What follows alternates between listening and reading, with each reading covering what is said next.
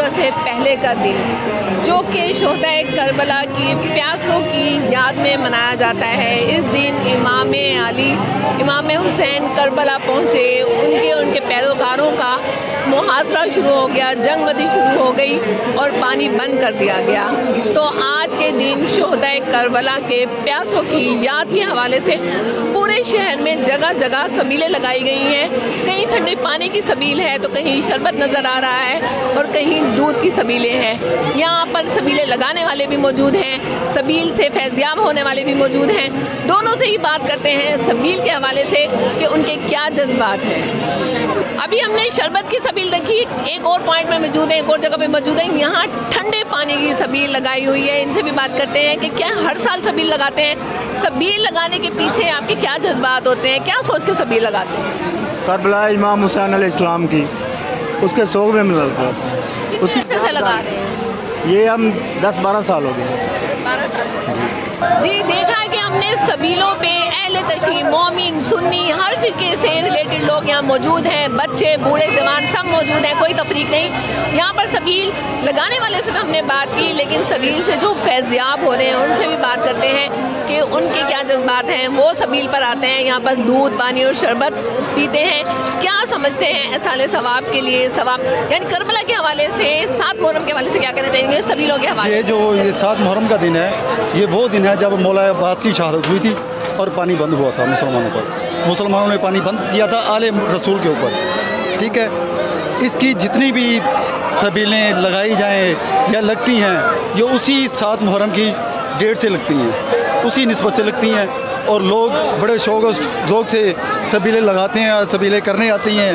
और हमारा काम है कि हम तो इसी तरह सबीलें करती हैं। हमारा मिशन यही है कि इमाम हुसैन वाला मिशन है जो ता क़यामत तक चले और हमारी क़यामत वाले दिन वो रहनुमाई करें। जी यहाँ पर दूध की सबील लगी हुई है और मलिक फैसल ने लगाई हुई है, इनसे भी बात करते हैं। क्या सबील लगाने के लिए किसी मज़हब या फ़िक़े से होना लाजमी है?